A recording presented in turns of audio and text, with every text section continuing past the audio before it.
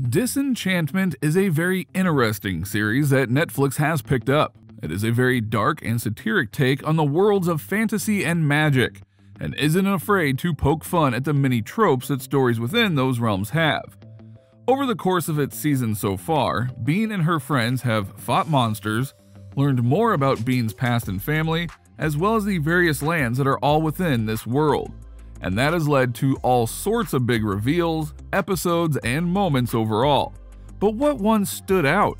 Allow us to show you Disenchantment's top 7 best episodes and moments from Part 2. Number 7. OONA the Pirate. OONA felt very boxed in during Disenchantment Part 1. She seemed to be a little bit of a Melania Trump parody, seen but not heard. Her angular face, love for her son but distaste for her husband, and a mutual sense of distrust towards the townsfolk all fed into this.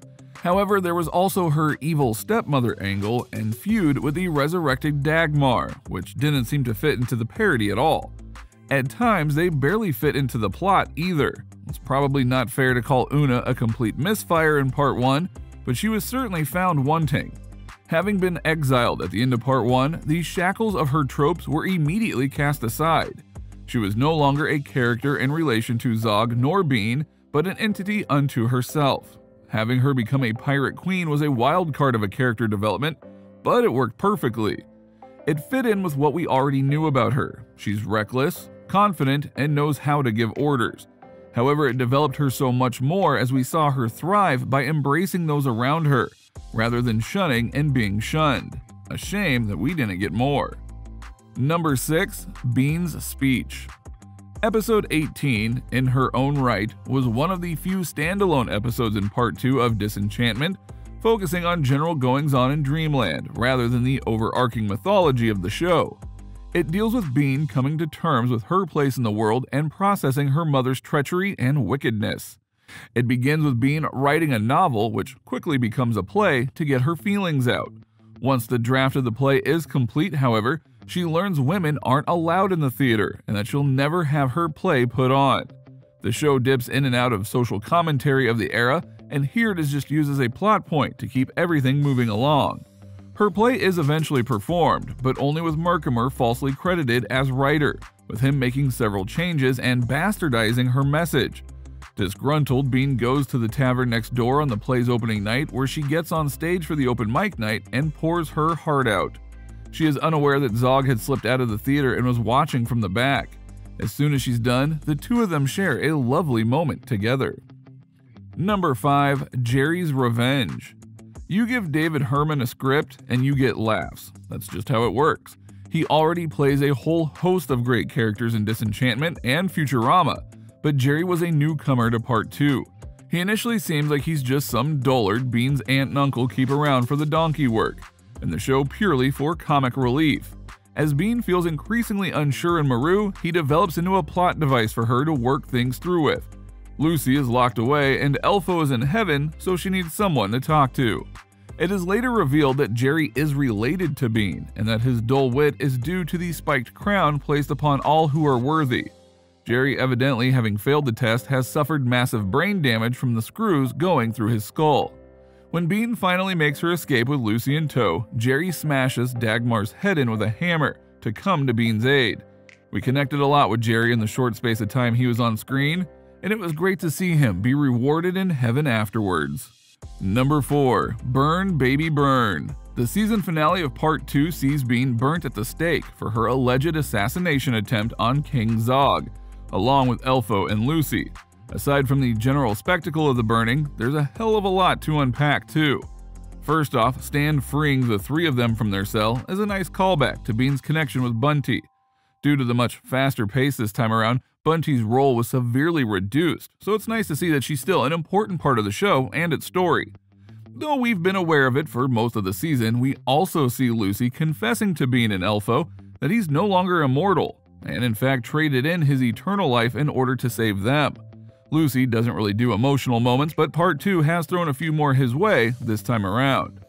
Dagmar, saving them from their fate, set up Season 2 brilliantly, and calls into question how much control Dagmar has over the events of this half season in general. Just before the floor gives way, we can briefly see Dagmar's face in the flames, suggesting mysticism will be crucial going forward. Number 3. Zog gets shot. When Bean returns home from Steamland with a pistol and a scuffle causes her to accidentally shoot Zog in the chest. This sets in motion the much larger plot that has been brewing in the background, with Oddvil finally attempting to seize control of the throne for himself. It may well have lasting repercussions for Dreamland moving forward too. King Zog is in a bad state and may either die or be in no condition to rule, while Derek is so dim-witted and impulsive that he'd make a very poor leader. He is shown to have some empathy, but with the power the throne brings, Oddvil whispering in his ear and no OONA around, conditions are rife for him to be corrupted too.